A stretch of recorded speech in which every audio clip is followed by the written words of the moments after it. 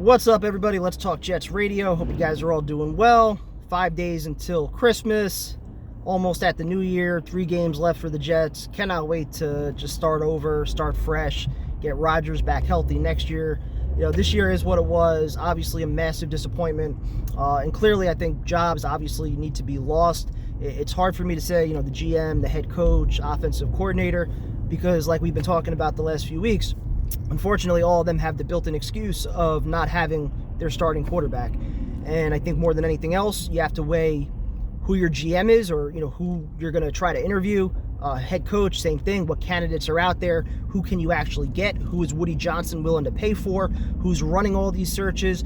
Like there's a lot of questions that I think you have to ask before you just get into, all right, should we rebuild? Should we fire everybody? Or do we trust Aaron Rodgers? Do we trust the Hall of Fame quarterback that's been a part of winning environments, winning locker rooms, and things like that? So that's the main reason I wanted to do this video, but I'm going to save all that stuff as far as why I trust Aaron Rodgers more than anybody else in that building right now with this decision and with at least the next 2 years for this team, because I do think he's going to play 2 years. But the main purpose of this video, just going back to Monday's show, there were a few different callers that were bringing up some different topics over the last 13 years, the Jets playoff drought. We had one caller that mentioned the Victor Cruz game, and I think somebody else called in and talked about Buffalo week 15 and or week 17 in 2015.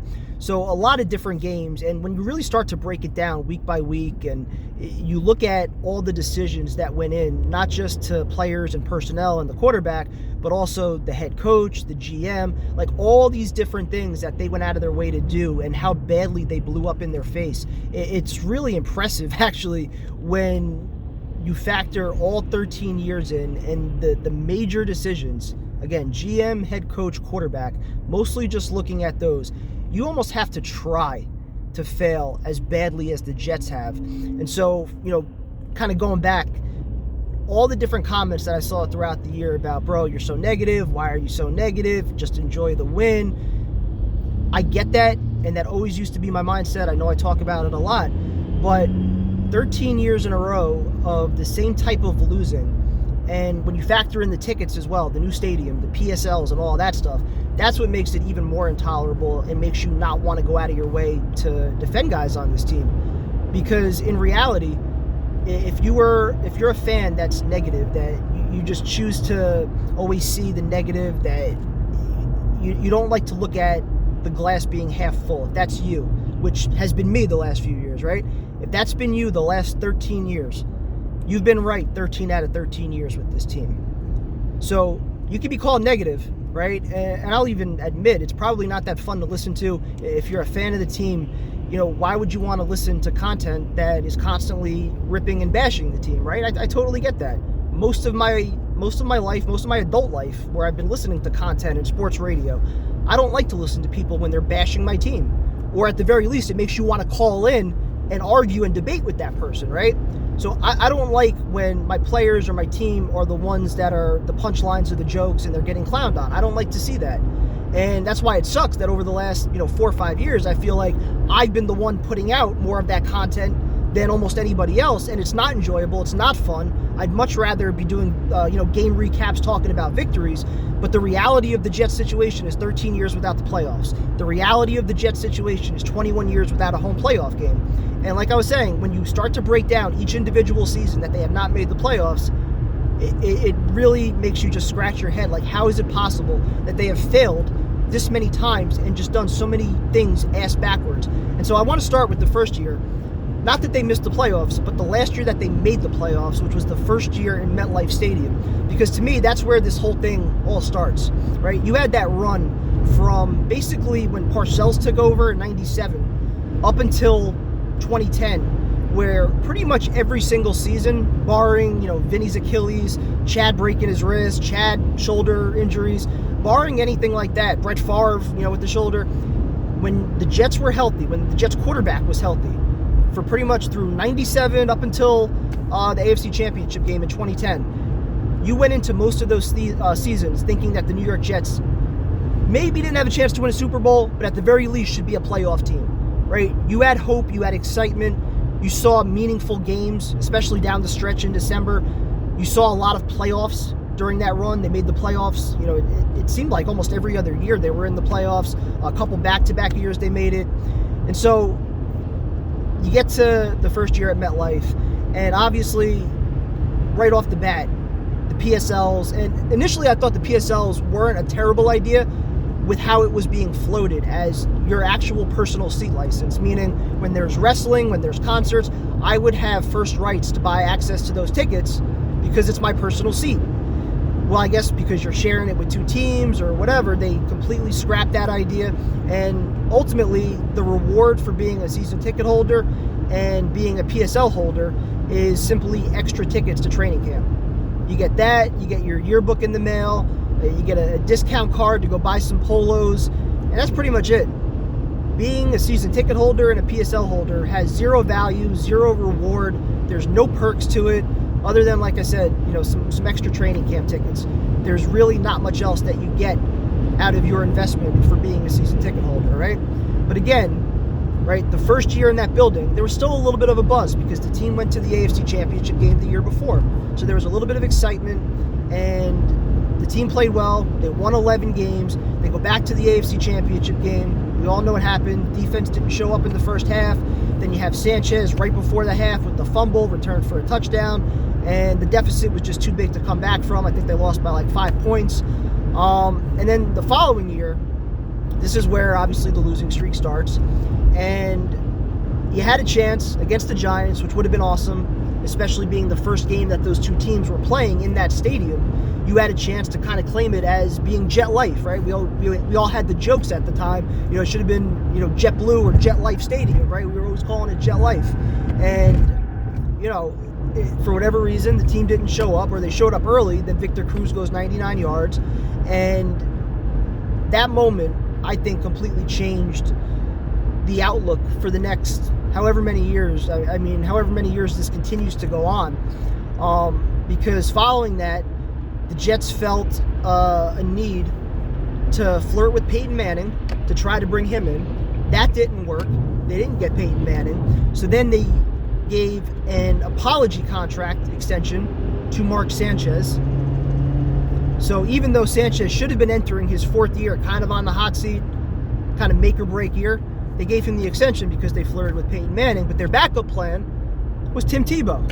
Even better, right? So obviously you had the circus there with all that, and it just created such a divide, I think, amongst the fan base, and it really felt like a circus atmosphere, like what the media was talking about for the last couple of years, even while the team was winning. Now that they were losing, it actually felt like, yeah, this is a circus environment now. That's what it felt like. So Tannenbaum took the fall, he gets fired, and the Jets hired John Idzik. I believe that was the year they actually went through Corn and Ferry to do the search, to run the search, and they land on John Idzik, who was a cap guy from Seattle, didn't really have any experience as far as scouting or being a GM. He was a cap guy, and he comes in his first year, and sure enough, even though the way it happened was fucking ridiculous because Rex wanted to beat the Giants in the preseason, not when they should have beat them in the regular season, but in the preseason. He wanted to win the Snoopy Bowl. He throws Sanchez back out there after they had already pulled him out of the game. They put him back out there in the fourth quarter. He gets hurt, misses the whole year. But of course, Geno Smith actually played well. And he did it with very little talent around him. You can make an argument that 2013 season may have been Rex Ryan's best coach season because he was working with next to nothing and a rookie quarterback, and he somehow found a way to win 8 games that year. Yeah, they had D-Brick and Mangold, but there wasn't much else. They had just traded Revis away to Tampa. They didn't have much, and they still found a way to get 8 wins. So think about that with our current Jets right now and what we've been watching. But because they won 8 games, that fucked up Idzik's plan, which was probably to fire Rex after the first year. Now that he just went 8-8 and there's all these positive vibes, the players love him, couldn't fire Rex now, so he was forced to bring him back. But it almost felt like that offseason going into 2014 that he was basically out to just sabotage Rex, that he wanted Rex to get fired and he was going to save this money for when he had his own coach that he could invest in. So sure enough, they barely signed anybody. If I remember right, maybe that was the year they signed Eric Decker. I'm pretty sure actually it was, unless it was 13. I think it was 14. But they had a lot of cap space, and they didn't make any other major moves. Dimitri Patterson, he was like the marquee signing in the secondary at corner, and then he doesn't show up to training camp. There was the running back, Mike Goodson, I think he was in that free agent class. Just a lot of nobodies for cheap contracts. And sure enough, it was a disaster. And even worse, the Jets had 12 draft picks, and I think 3 of them were cut before training camp was over. So fans were pissed off. Fans were done. This is a few years in a row now of missing the playoffs. So you got the Idzik billboards and the planes and everything else. And there was no way Idzik could survive that at that point, because of the fact that Rex was loved and Idzik basically was out to sabotage him. I'll always believe that he didn't put out the best product possible because Rex Ryan wasn't his coach. Like, you would think it's only natural after your team goes 8-8 with a rookie quarterback that you're doing everything possible to surround him with more talent, but it didn't feel like the Jets had, or Idzik had, any urgency to do that. So of course, they both end up getting fired. So what's the solution? An arranged marriage. So Mike McCagnon's hired as the GM, Todd Bowles hired as the head coach, and they're forced to work with each other. That's the solution. Head coach and GM report equally and separately to ownership.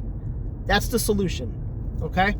So we go to the first year, and sure enough, the first year was actually sort of a success, right? If we're looking at the first year, it was pretty successful.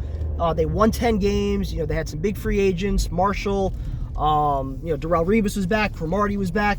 Fitzpatrick, putting up franchise numbers. So they had all these things that kind of worked in their favor. And they won 10 games, but of course, week 16, they go out to Buffalo, and Fitzpatrick throws 3 interceptions. Rex Ryan beats us, and they miss the playoffs. One of the best atmospheres I can ever remember. Like, great road trip, great tailgate, and the team just didn't show up. So we go into the following year now, kind of in no man's land, because that was supposed to be Geno's team the year before. He gets punched in the jaw. It becomes Fitzpatrick's team. Now Fitzpatrick, off a career year, wants, I think it was $16 million. The Jets wanted to give him $8 million. I want to say they settled at like 12 with like a $4 million option or something close to 16. I'm pretty sure he got anyway. And you pretty much had to, because the locker room wanted him back. I think Mangold and Marshall, like, they were all vocal about him coming back. So of course he comes back. And it was evident by, I think it was week 3 or week 4 when they played the Chiefs. I want to say that was week 3, where he threw 5 or 6 interceptions, and Todd Bowles refused to bench him, and they basically just rode out the season with Fitzpatrick. I think Geno maybe started 1 game, played somewhat well. I think it was against the Ravens. Then he got hurt. So what do you do? That might have actually been the year also that Bryce Petty finished off the year, because he was drafted the year before. And of course, that year in 2016, they drafted Christian Hackenberg to be the heir apparent, the future. And they take him in the second round. He's nowhere near ready to play.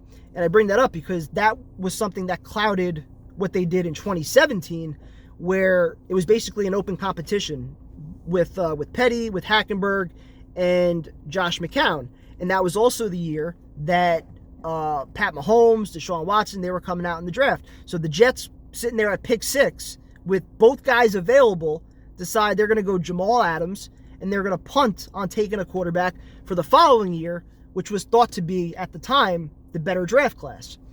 So they get Jamal Adams. I think they took Marcus May in the second round, and there was this hope, and I was sadly buying in at the time, that maybe this kid Christian Hackenberg, with a year on the bench now, with all the physical tools like we talk about with Zach, the kid can sling it. I was at all his practices at training camp, cannon for an arm, mobile, but he couldn't read defenses. He couldn't play the quarterback position. He couldn't do all the intangibles.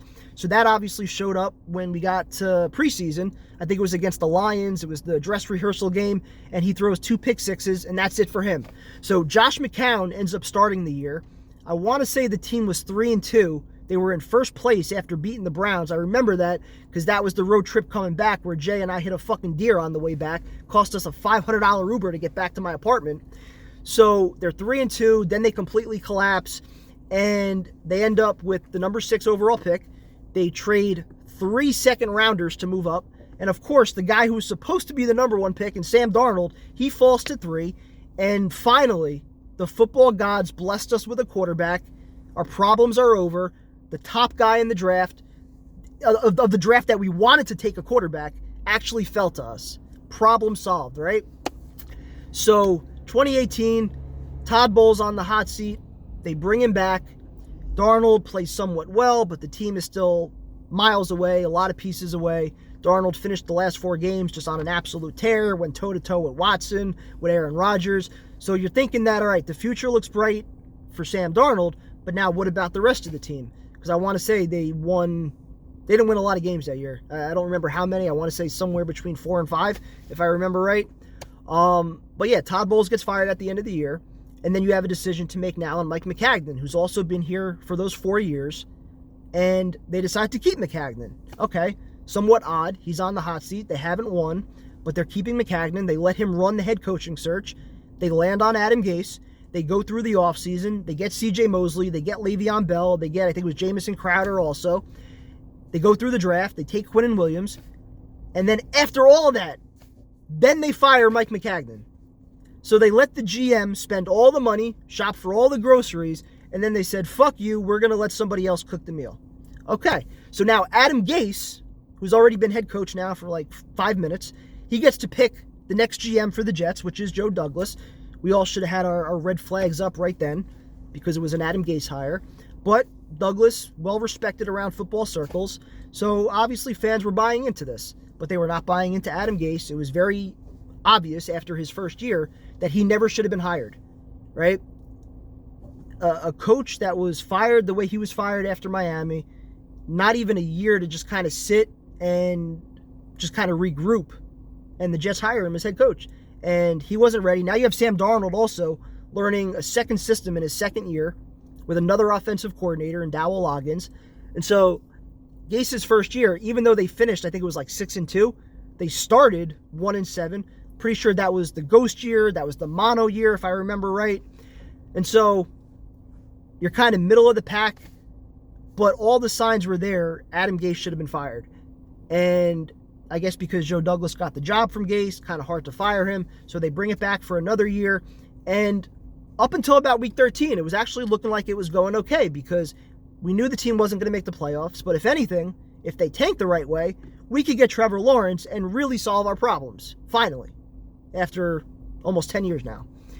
So we're sitting there. I think we were 0-12, 0-13. Week by week, we're getting closer. And then, we got bailed out with the Raider game with the 0 blitz. And then sure enough, they find a way to beat the Rams and the Browns. Both teams that were pretty good that year. Jets find a way to win those games. They end up sitting there at pick number 2. They completely blow getting the best quarterback to come out of the draft since probably Andrew Luck. So from there, it's like, all right, well, now what do you do? So the Jets' response, they hire a rookie head coach. They pair the rookie head coach with a rookie offensive coordinator. Granted, they did try to, bring in Greg Knapp. Rest in peace. Can't blame the team for that. But certainly, rookie head coach, rookie offensive coordinator, first-time offensive coordinator, is that the best time to bring in a quarterback? If it's somebody like Trevor Lawrence, obviously you never pass that up. If it's somebody that you're not sold on, you got to be damn sure about it. And so you have the Niners that are sitting at pick 10 or 11. They're willing to give you an extra 2 first-round picks to move up, which they gave to Miami for pick 3. Obviously, they would have given that to the Jets for pick 2. But of course, the Jets want their guy. And instead of moving back where they could have had Justin Fields and an extra 2 first-round picks, they sit there at pick 2, and they take the guy who was a 4th or 5th-round prospect coming into that season, a COVID year, where he played against nobodies, threw up 50-50 balls against lesser talent behind a good offensive line. And sure enough, he rises up all these draft boards, and suddenly out of nowhere, he's supposed to be the number 2 pick, making all these great plays and shorts at his pro day, and nobody wanted to hear anything different. And that was probably, honestly, as genuinely frustrated as I had been doing shows and live streams and answering comments in the chat, because there weren't many people who were seeing it that way. Most people were all in on Zach Wilson because we wanted the shiny new toy, and there was a thought that him, Saleh, and LaFleur could all kind of learn and grow and develop together. That was the hope, right? But, again, you have a defensive-minded head coach and an offensive coordinator that's never been responsible for the development of a quarterback or calling plays.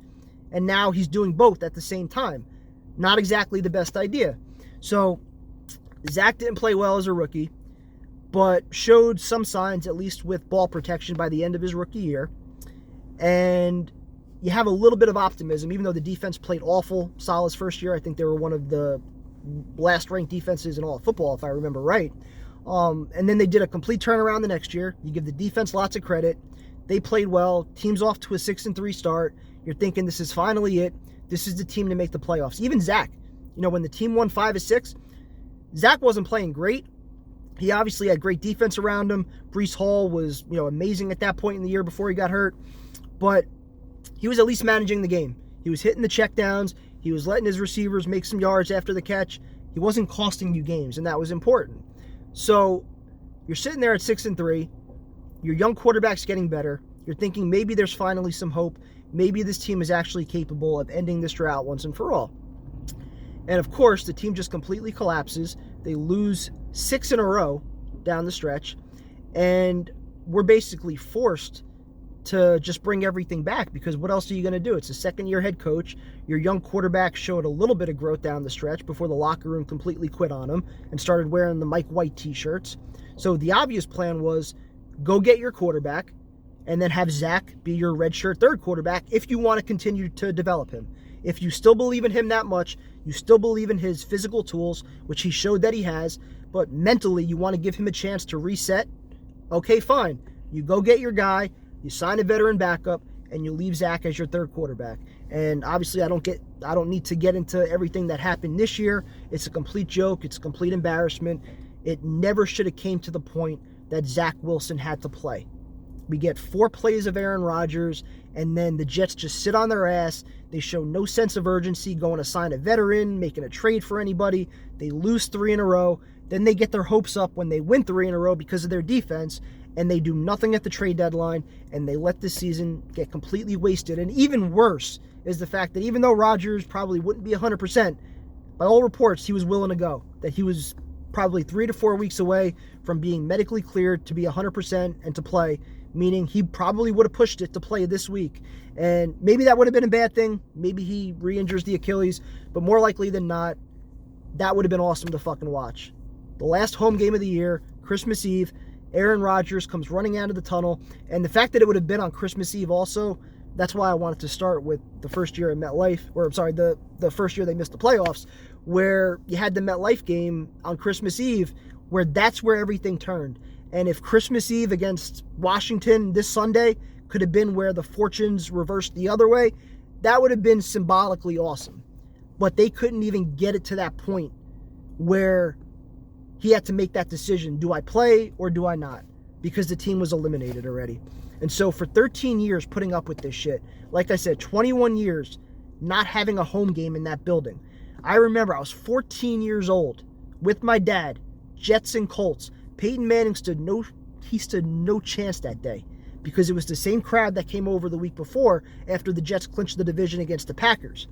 Both crowds were fucking nuts. The 2 best games I think I've ever been to, honestly, as a fan. And, I've been waiting for that moment ever since. It's the reason that I'm still a season ticket holder. Obviously, tradition, family, friends. I do it more for that and the tailgating and hanging out than I do for the team at this point. Because I had already canceled my seats before the Jets got Aaron Rodgers. That's the only reason I'm back. I was like, all right, they got Rodgers. Maybe I'll give it another 2-3 years and see if I can get some fun out of my previous 13 years at MetLife. So it's obviously frustrating. There are so many wasted opportunities that you can look at, and just gross mismanagement, bad draft picks, arranged marriages, letting a GM run the offseason, then firing him. Just so many things that they've done ass backwards. And that's where I go back to my original point of why I started this video 25 minutes later, as I'm rambling, sorry. Going back to the decision with Rodgers, the front office, the GM, the head coach, what do you do, right? And the reason that I don't want to sound like I'm supporting Douglas and Saleh and I'm advocating for them to come back, but the reason that I understand it is because if you're looking at everybody that's prominent within this Jets organization, between Woody Johnson, Robert Saleh, Joe Douglas, Nathaniel Hackett, Aaron Rodgers, those are probably the 5 biggest people in the Jets organization right now. Which of those guys do you trust the least? And if you're not lying to yourself, you know the answer is Woody Johnson. And so the reason that I bring that up, and I said this on Monday night when we were talking about it, if you want a clean house, which is understandable, the records justify it, you wouldn't be wrong doing that. But if you're cleaning house, and this is one of the few moments of, I think, clarity, where I'm not speaking from emotion here, if you're cleaning house, who is running that GM search? And who's the prominent guy that you're getting? Because most GMs, if they win, they hang around for a long time. And most GMs that are bad, they usually don't get that second chance. Like Mike McCagnon, John Idzik. Idzik was like some kind of cap consultant, I think, for the Jaguars for a little bit. McCagnon, we haven't even heard of. Tannenbaum's doing TV. Most GMs, if they don't succeed, they typically don't get another chance. So who's the guy out there that has the winning resume, that wants to come back, that would be willing to come to the Jets? Then who's the head coach? Because obviously, if you're firing the GM, you're firing the head coach also. You're not going to do what you did with Idzik and hire a new GM and force him to work with Saleh. That would be stupid. So who's the head coach? And who's running that search? And again, like we were talking about on Monday, the only way you do that is if you're upgrading, if it's somebody prominent. A Tomlin, a Harbaugh. Other than that, I don't even know what names you would consider, because everybody else is either a retread or a first-time candidate that looks appealing, but we don't know. Saleh was in the same boat. There have been a lot of coaches. Bowles was in that same boat. The first-time head coach in New York, with all the expectations with this team, with uncertainty about the future at quarterback. Is this your best chance to go land that head coach? And I don't know if the answer is yes. What I would do, I'd bring if I'm Woody Johnson, I would bring Aaron Rodgers into my office. I have a sit down, I have a heart-to-heart, and I say, listen, I know you respect the hell out of Saleh. I even have faith in him and Douglas to do the job, but we have to find a way to upgrade and get better if we can. If that opportunity is available and it presents itself and it's financially feasible for me to do, which I don't know why it wouldn't be. You haven't spent on a head coach since you've been here. So if it's possible to lure a Harbaugh or somebody prominent with a Super Bowl resume to the New York Jets, I think you'd have to do it. Problem is, like I keep saying, I don't think that guy is available, and I don't think it makes sense to rebuild just to rebuild. I'm not sold that Saleh is the guy. I'm not sold that Joe Douglas is the guy. But I do think they deserve an opportunity, even though their own failures, like I said, are the reason why we're in this mess. I do think they kind of deserve an opportunity to see what this entire team could be if they have a true quarterback. Because last year, we all said it, that was probably a playoff team, if not for how bad the quarterback was. And even this year, the Patriot game, the Raiders game, the Falcons game, the Chargers game, you look at all four of those games. Are the Jets not winning those games with average quarterback play, let alone Rodgers? So you're saying you're more than likely going from 5 wins to 9 because of Aaron Rodgers. The defense played well enough for you to have 9 wins. And the 5 games that they already won, the defense played lights out. You could have put almost anybody under center. The Jets are going to win those games. So even if you only got 2 or 3 of those 4 losses that I mentioned back, and you're 7-7, 8-6, at the very least, it's a completely different season conversation. Rodgers is probably coming back to finish it off. And I don't think we're feeling as hopeless about our GM and our head coach. They can obviously coach the defense. They've obviously added enough talent in certain places on the defense. But then you look at receiver, you look at O-line, you look at depth, you look at all the injuries that they keep having, you look at the system and why other teams can plug and play, and it seems like the Jets can never do that. We have a couple injuries, our guys are lost. Other teams, whether it's quarterback, third-string quarterback, fourth quarterback, third-string offensive line, whoever it is, it seems like other teams, or at least the good teams, they can plug guys in, they know the system, they know the expectation. With us, it just seems like, we're in week 15, and we had our 2 prominent offensive linemen, not the backups, not Hansen and Billy Turner, but Laken Tomlinson and Mekhi Becton. How many times was their head on a swivel? They were looking at the other guy. They didn't know who to pick up. To me, that's coaching. That's scheme. So that's who I think is going to take the fall. I think the O-line coach, Keith Carter, he takes the fall. I could see Todd Downing taking the fall. but I don't think the head coach is going to take the fall. I don't think the GM is going to take the fall, and I don't think the offensive coordinator is going to take the fall because the quarterback believes he can play in this system. So, like I said, I don't think you rebuild just for the sake of rebuilding unless you know you could get that guy. Now, obviously, if you're going to try to do it through back channels, you risk Saleh and Douglas possibly finding out. If they find out and they're so offended and they want to quit and they want to walk, so be it.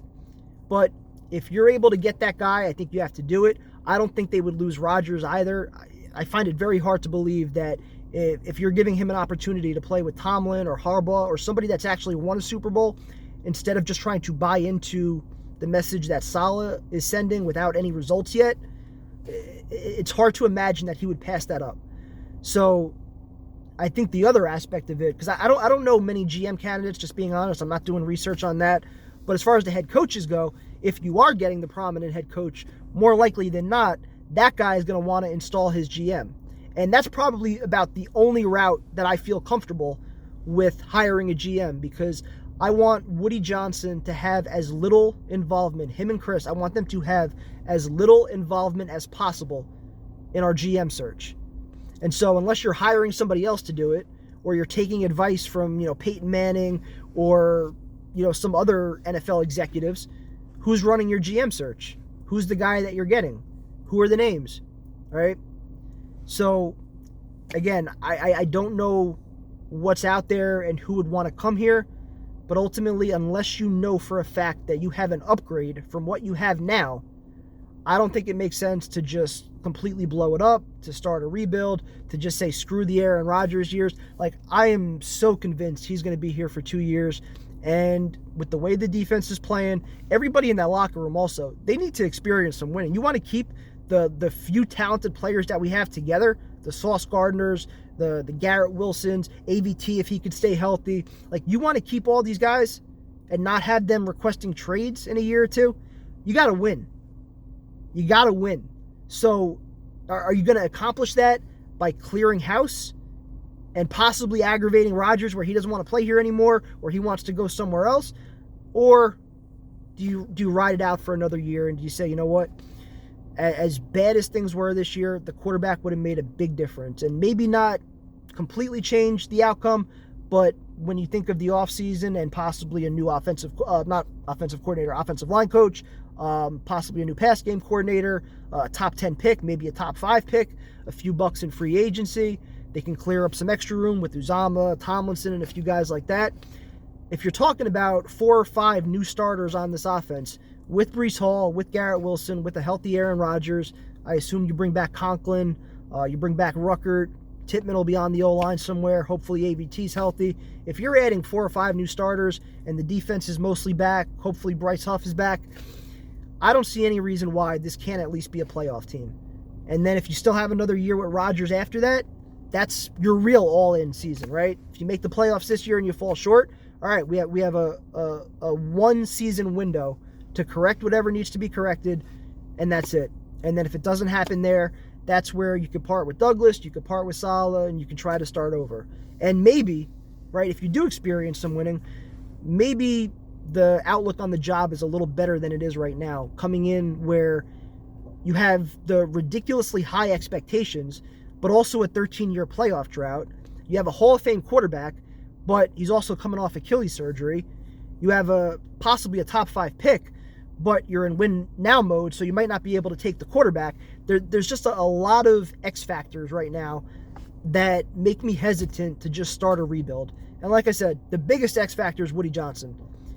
Going through the last 13 years like I just did, with everything that happened with Maccagnan, Bowles, with Idzik and Rex, with Gase and then Douglas and Maccagnan, with all of that happened, mostly under Woody Johnson's leadership, some of it under Chris Johnson, but with all that's happened, is that the guy that we really want to be in charge of ending this 13-year playoff drought?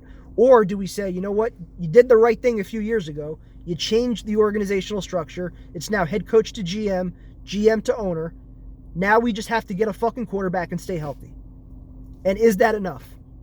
Next season we get to find out. So apologies for the long-ass rant, but I had a lot I wanted to say.